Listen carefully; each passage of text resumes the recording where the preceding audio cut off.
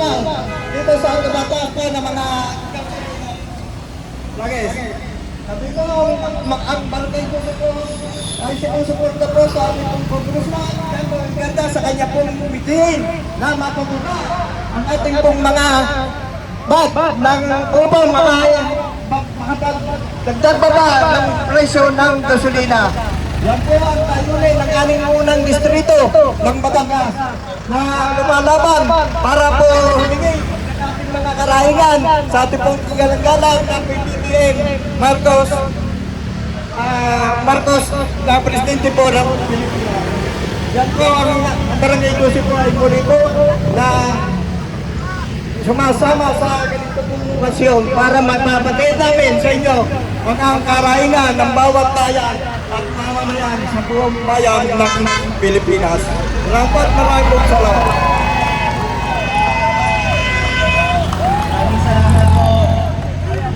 Makasama ngayong araw po, nasasaksihan natin ng pagkilos ng mamamayang Batanggenyo sa District 1. Isang masaysayan ng pagkilos at kasama ng Batanggenyo ng kampuhan dito sa Iwasang Bonifacio. Nakikita natin ngayon ang paglaban ng mamamayan sa patuloy na pagtaas ng presyo ng langis at sa iba pang mga bilihin. Ngayon, inaanyahan po natin ang sunod na tagapagsalita.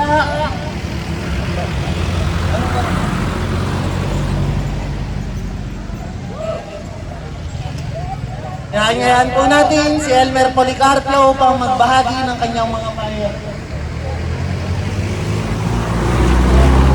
Presyo ng langis! Oil Regulation Law! Ibasura!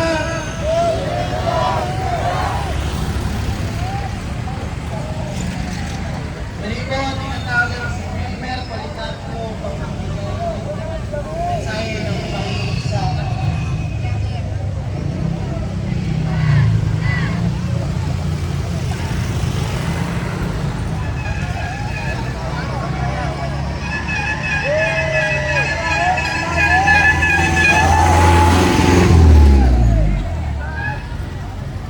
Oil Deregulation Law. Presyo ng langis.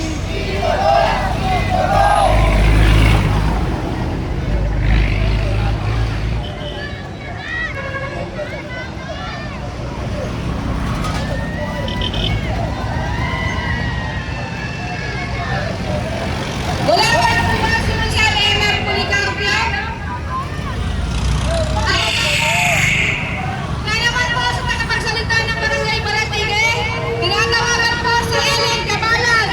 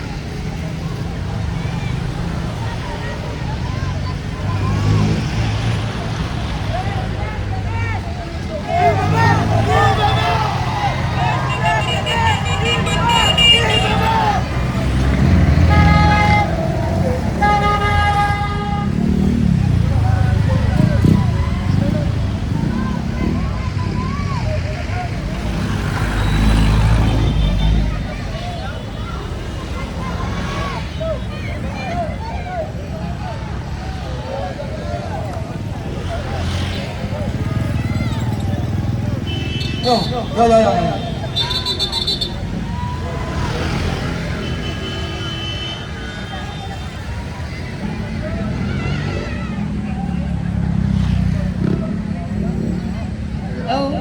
Hello, hello. Okay na, okay na. Rational Luis! Ibaba! Ibaba! Ibaba! Ibaba! Ibaba! Ibaba!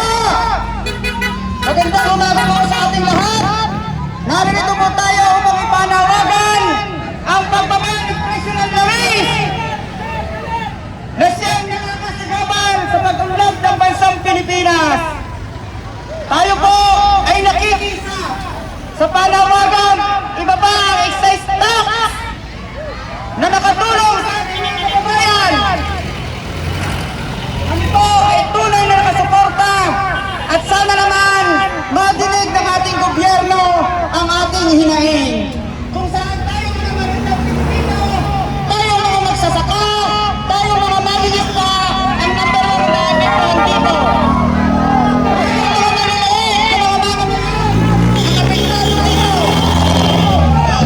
Kaya naman, sana tayo ng ating gobyerno sa ating panawagan nito.